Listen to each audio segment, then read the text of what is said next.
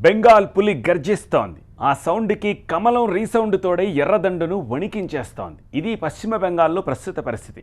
వామపక్షాలను మించిన ప్రజా పోరాటంతో అధికారంలోకి వచ్చిన మమతా బెనర్జీ ఓ రకంగా ఆ పార్టీలను చావు దెబ్బ కొట్టింది. ఒకప్పుడు లోక్సభలో కీలకంగా వ్యవహరించిన లెఫ్ట్ పార్టీలు ఇప్పుడు ఒక్క సీటు కూడా గెలవలేని పరిస్థితికి వచ్చాయంటే ఏమిటి కారణం? ఎర్రజెండా పేరు చెప్పగానే గుర్తొచ్చేవి ప్రజా పోరాటాలు. ఆ పోరాటాలతోనే అధికారాన్ని దక్కించుకున్నాయి వామపక్షాలు. లెఫ్ట్ పార్టీల పాలనంటే ఒకప్పుడు పశ్చిమ బెంగాల్, త్రిపుర, కేరళ లాంటి వాటితో కలుపుకొని కనీసం 9 రాష్ట్రాల్లో లీడింగ్లో ఉండేవాళ్లు వామపక్ష నాయకులు. కానీ ఇప్పుడు మిగిలింది కేరళ ఒక్కటే. ఉద్యమాల సంగతి తర్వాత అసలు ఉనికి కూడా ఉంటుందో లేదో అనే స్థాయిలో మారిపోయింది లెఫ్ట్ పార్టీల పరిస్థితి. 2004లో లోక్సభలో 50 మంది సభ్యులతో ఉన్న వామపక్ష బలం 2014 నాటికి 11కు జారిపోయింది. మరి ఈసారి ఎన్ని సీట్లు? అసలు గెలుస్తారా లేదా? భారత యుద్ధం జరుగుతున్న ఈ క్షణాన ఖచ్చితంగా చెప్పుకోవలసింది వెస్ట్ బెంగాల్ గురించి. 1977 నుంచి అజేయంగా రాష్ట్రాన్ని పాలిస్తూ వచ్చిన లెఫ్ట్ ఫ్రంట్ ఆ తర్వాత కుప్పకూలింది. రాష్ట్రంలో 3 దశాబ్దాల పాలనకు చెక్ పెట్టి తృణమూల్ అధినేత్రి మమతా బెనర్జీ అధికారంలోకి వచ్చారు. చివరికి అసెంబ్లీలోనూ లెఫ్ట్కు ప్రధాన ప్రతిపక్ష హోదా దక్కలేదు. అంతెందుకు, రాష్ట్రంలోని 30% పోలింగ్ బూతుల్లో ఏజెంట్లు కూడా దొరకని పరిస్థితి లెఫ్ట్ది.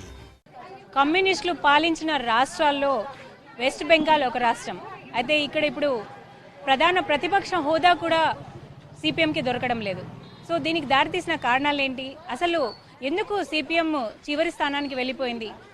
ఇక లోక్సభ విషయానికి వస్తే 1980లో 38 సీట్లు గెలుచుకొని చరిత్ర రాసింది లెఫ్ట్. ఆ తర్వాత 2004లో 34 సీట్లు దక్కించుకొని కేంద్ర ప్రభుత్వంలో కీలక పాత్ర పోషించింది. ఆ తర్వాత బెంగాల్ పులి దాడిని ఊహించలేదు లెఫ్ట్ నేతలు. మైనార్టీల అభ్యున్నతి, నందిగ్రామ్, సింగూరు ఆందోళనలతో దీదీకి క్రేజ్ పెరిగింది. ఫలితంగా 2009లో లోక్సభలో బెంగాల్ లెఫ్ట్ ఫ్రంట్ బలం 15కి తగ్గింది. 2014లో మరీ దిగజారి 2కి పడిపోయింది. కనీసం ఆ 2 సీట్లైనా ఇప్పుడు గెలుస్తారా అంటే డౌటే అని చెప్పాలి. అంతెందుకు, ఈసారి లోక్సభ ఎన్నికల్లో ఉనికి నిలుపుకోవడానికి లెఫ్ట్ చేయని ప్రయత్నం లేదు. కనీసం పొత్తులతో అయినా వెళ్లాలనుకున్నారు గాని కాంగ్రెస్తో అది వర్కౌట్ కాలేదు.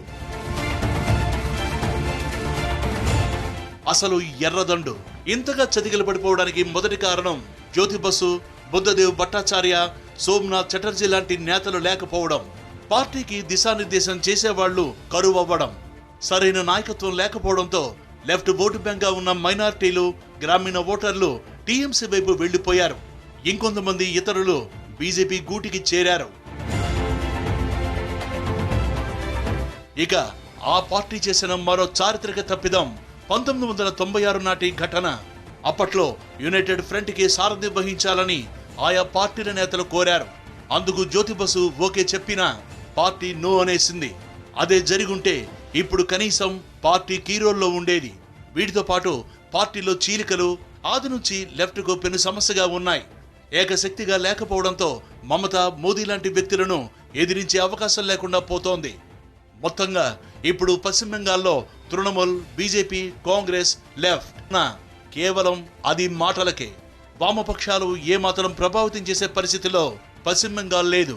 మరి ఈ పరిస్థితుల్లో కనీసం 2 సీట్లైనా గెలిచి పరువు కాపాడుకుంటుందా లేదా డకౌట్ అవుతుందా అన్నది చూడాలి.